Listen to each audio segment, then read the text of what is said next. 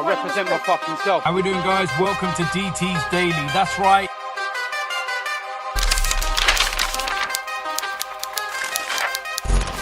How we doing, guys? Welcome to DT's Daily. We are back every single Monday, Wednesday, Friday, and we're going to be keeping you up to date on what is going on in the world of football. Now, of course, it is Monday morning, which means we're going to have a look at what happened in the Premier League over the course of the weekend. And there is only one place to start, and that's Manchester City against Spurs. 3-3 draw. What an entertaining game, first and foremost. But there is one moment in this game that's got everybody talking. It's the 96th minute, I believe it was. Spurs had an attack. It looked like they could may well snatch the game and win it. It broke down. Man City break. Haaland looks like he gets fouled just by the halfway line, but he's able to stay on his feet, turn his man. The referee goes to blow for a foul, stops, realizes that Haaland's got control of the ball. He then does the motion of play on. Haaland puts the ball through, and Jack Grealish is now running down on goal, one-on-one with the goalkeeper. And for whatever reason, the referee has blown for the foul. Grealish ain't offside. I have no idea what he's done, why he's done it. Man City are raging about it.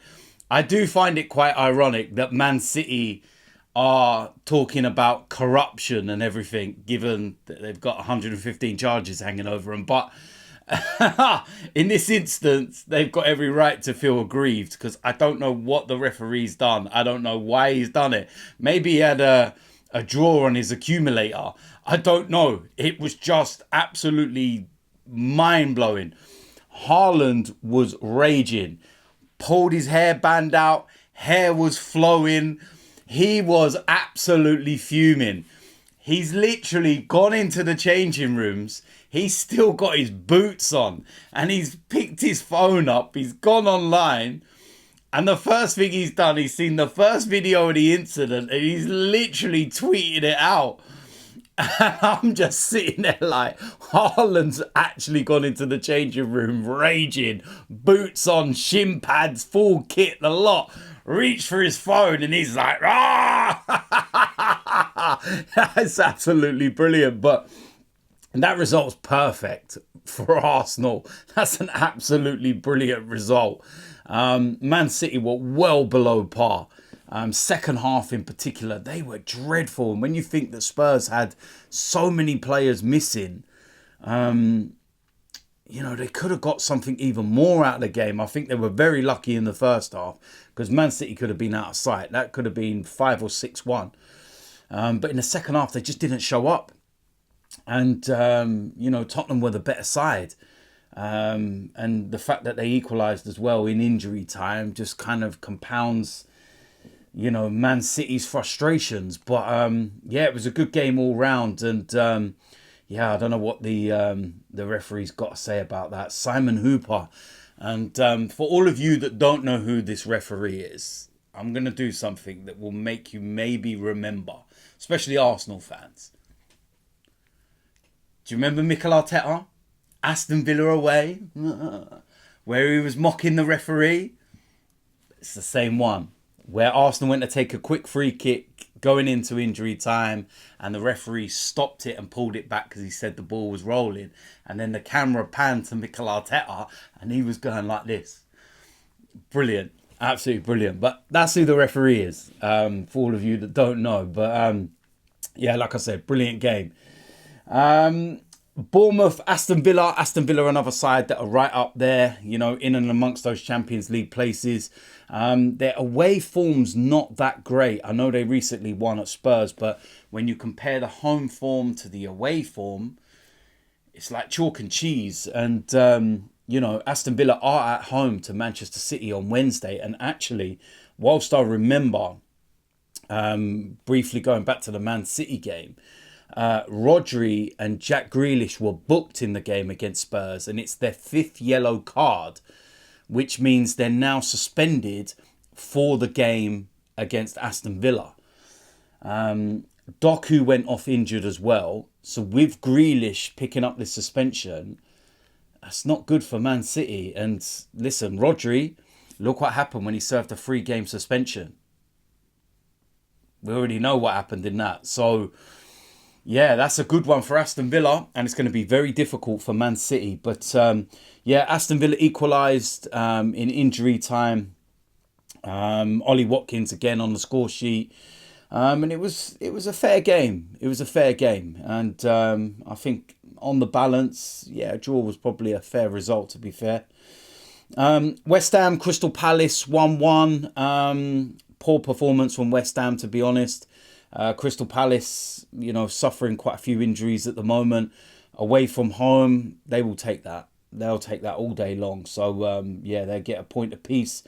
Another entertaining game, Liverpool against Fulham, 4-3. Liverpool were actually losing 3-2 going into the last 5 minutes of this game. And the one thing I'll say about Liverpool is at the moment they've lost Alisson in goal. I don't know how long he's out for. They reckon maybe December, coming back end of December, January time. But they look at completely different sides without Alisson in goal. Very frail. I look at 3 of Fulham's goals and, 2 of them, I feel Alisson saves all day long. I genuinely feel that he saves 2 of those at least. Liverpool, I don't think they will ever score a better set of goals in a game ever. Normally in a game you get, 1, maybe 2 unbelievable goals and then just some normal ones. All 4 of Liverpool's goals were insanely good. Trent Alexander-Arnold, his winning goal was superb, the finish and the technique on that. His first goal, the free kick, was just unreal. McAllister, his goal, wow. That one, absolutely love that. The way he cut across the ball and it arched into the top corner and stuff. But yeah, just, overall, and even, Liverpool's 3rd goal, the way he bent it into the top corner from outside the box. And like I said, they were 4 exceptional goals. And Liverpool look back on it and say, got the 3 points. That's all that matters. It's always difficult playing on a Sunday after you've played, Europa League on a Thursday and everything. So that's what they'll care about. But what I would say with, Liverpool is that whilst Alisson's out, I feel that they can be more susceptible and they will concede goals. So they'll want to get him back as quick as possible, that's for sure. But 3 points in the bag for Liverpool. Chelsea against Brighton. Brighton, listen, they're having some very, very mixed results this season. They're conceding goals as well. Chelsea, it's a brilliant result for them, in their struggles where they're sitting mid-table and whatnot. But I would say with Chelsea, this is a good result given the fact that they went down to 10 men. It was one of those where it was 2 yellow cards. Gallagher gets, the sending off. And I just feel that when I look at that tackle, I think, why would you make that kind of tackle when you're on a yellow? It's just stupidity. And he's meant to be the captain of the sides. He's meant to be one of the leaders now. But yeah, Chelsea, when they were under the cosh a bit at 2-1 and down to 10 men, they got a penalty. And I feel, yeah, it is a penalty. But that kind of relieved the pressure. Brighton get a goal back, but it wasn't enough for them. But yeah, it's a big, big win for Chelsea with that one. Going back into Saturday's games, and there's some good games in here. Nottingham Forest against Everton. That's a superb win for Everton, given what's happened to them and everything else with the 10-point deduction. For me, Everton are not in any trouble this season. Even with that 10-point deduction, I feel that they're going to very, very comfortably, avoid relegation. Because a lot of the teams that are, going to be in and around there are dreadful. Likes of Sheffield United and that. They're done already. For me, they're done. So that's a big 3 points for Everton. Talking of Sheffield United, like I said, they lost 5-0 to Burnley. Sheffield United are poor. So poor. Burnley, not much better themselves, but that win may well be the confidence boost they need. Big confidence boost. Massive win for them.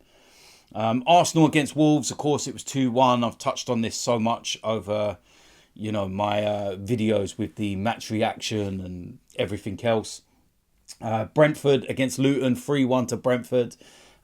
Good result for them. Luton, very much different away from home to being at home. They're a lot more dangerous when they play at Kenilworth Road. And coincidentally, their next game at Kenilworth Road is Tuesday night against Arsenal. And I've already tried saying to people, just be prepared, okay? Because it's a very, very different place to what you may normally go to in the Premier League. I know everyone's laughed and joked and they've talked about how you've got to walk through people's back gardens to get to the stands and everything. I can promise you now, even the drive into the stadium is going to be very eye-opening for the players. It's very different. And listen, we can't lose this game. Most of my mates are Luton fans. I can't. The banter started already, and I'm just like, please don't do this to me. But yeah, that's another one, and we'll go through that with a preview and everything else. Last game we're going to mention from the Saturday was Newcastle against Manchester United. Newcastle winning this one 1-0. I think Manchester United can count themselves lucky that Newcastle couldn't take their chances, especially in the first half. Manchester United are abysmal. I honestly don't know how much longer Erik ten Hag will last at Man United. I genuinely don't. I just don't see what he's done for the team. The amount of money they've spent. I'm sorry, but I'm not buying all this. And I see a statistic yesterday, and I'll go through this, right? And we knew it was bad, okay? But when I saw this statistic, I just thought, wow. Manchester United's away results against the top 9. This ain't even a top 4 or 5. This is top 9, okay? Going back to August 2022. So it's been over a year. Brentford away, 4-0 defeat. Manchester City away, 6-3 defeat. Aston Villa, 3-1 defeat. Arsenal, 3-2 defeat. Liverpool, 7-0 defeat. Newcastle, 2-0 defeat. Tottenham, a 2-2 draw. Brighton, a 1-0 defeat. Tottenham, a 2-0 defeat. Arsenal, a 3-1 defeat. And Newcastle, a 1-0 defeat. So in all of that, all they've managed is one draw. The rest are defeats. That's staggering. 11 games, 10 defeats, 1 draw. Manchester United. Really? I don't see it. Erik ten Hag, for me, is not a great manager. He just waffles. Excuses. That's all I ever see. Tell me I'm wrong. You're Manchester United fans. Tell me I'm wrong. Not much more to say, is there? So, listen, that is it for DT's Daily. We've gone over the Premier League matches. Like I said, there's games this week. Tuesdays, Wednesday, Thursday, everything. There's going to be another DT's Day Wednesday, where we'll go over Tuesday's games, what's going on, maybe have a look at the Wednesday games and everything. And yeah, so much to talk about. So each and every Monday, Wednesday, Friday. And yeah, we'll go over the football, the upcoming games. And, you know, we're getting towards the January transfer window as well. So there's going to be some of that involved. And yeah, it's starting to look good at the moment, especially for Arsenal anyway. It's sitting nicely at the top of the league, isn't it? It's lonely at the top, and I'm going to enjoy every minute of it. So yeah, listen, if you are new around here, hit the subscribe button. Make sure you smash a like on this video. And I will see you lot soon. I'm out of here.